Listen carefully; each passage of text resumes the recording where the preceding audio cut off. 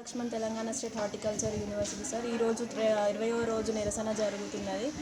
నేను B upper nursery third year BSc చదువుతున్నాను. ఇక్కడ మాకు ఈ స్ట్రైక్ జరగడం వల్ల మా హాస్టల్ అనేది వెకేట్ చేయమని చెప్తున్నారు సార్. మెస్ కూడా నిన్నటి నుంచి మాకు మెస్ లేదు. ఇంతమంది పిల్లలు బయట కూర్చొని తింటున్నాము, వంట చేసుకొని మా అంతటా మేము చేసుకొని తింటున్నాము. వాళ్ళకి అసలు ఏ రూలు లేనిది వాళ్ళు ఎట్లా హాస్టల్ అనేది వెకేట్ చేయమని చెప్తారు, హాస్టల్ ఎట్లా వెకేట్ చేయమని చెప్తారు సార్. ఇది స్టూడెంట్ మేనేజ్మెంట్ మెస్ సార్. ప్రతి ఒక్కటి మేమే చేసుకుంటాం, ప్రతి ఒక్కటి మెస్ బిల్ నుంచి కట్టడం వరకు ప్రతి ఒక్కటి మేమే చేసుకుంటాము. హాస్టల్ కూడా మా ఎస్టాబ్లిష్మెంట్ ఛార్జెస్ మేము ప్రతి నెల కడుతూ వస్తున్నాం. సెమిస్టర్కి ఇంత అని మేము కట్టుకుంటూ వస్తున్నాం. వాళ్ళు అసలు వెకేట్ చేయడానికి వాళ్ళు ఏ రూల్ ప్రకారం మమ్మల్ని వెకేట్ చేయమని అంటున్నారు. ఇప్పుడు సార్ పోలీస్ ఫోర్స్ పెట్టి వెకేట్ చేయించుతామని అంటున్నారు. ఇంతమంది ఆడపిల్లలు సార్ ఇప్పటికిప్పుడు అంటే ఎక్కడికి వెళ్తారు సార్? వాళ్ళకి కొంచెమన్నా ఉన్నదా లేదా?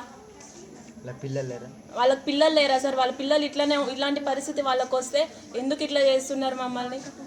ఇంతమంది ఆడపిల్లలు ఇంతమంది తినకుండా తిండి తిప్పలు లేకుండా ఇక్కడ కూర్చుంటున్నారు. వాళ్ళకి కొంచెం కూడా లేదా సార్?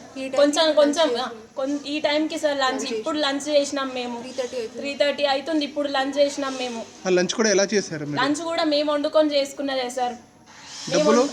డబ్బులు మా డబ్బులే, మా డబ్బులే మేము కలెక్ట్ చేసుకొని మా డబ్బులతో మేము వండుకొని తింటున్నాం సార్. ఇప్పుడు కొంచెం ఒక్కరిలో కూడా నిన్నటి నుంచి ఇట్లా వండుకొని తింటున్నా కానీ కూడా వాటర్, కరెంట్, ఎలక్ట్రిక్ అన్ని కట్ చేసిర్రు సార్. మాకు ప్రతిదానికి స్ట్రైక్ కాల్ ఆఫ్ చేయడానికి లింక్ పెడుతున్నారు సార్. మేము ఏం తప్పు చేసినాం సార్? న్యాయంగా పోరాడుతున్నాం.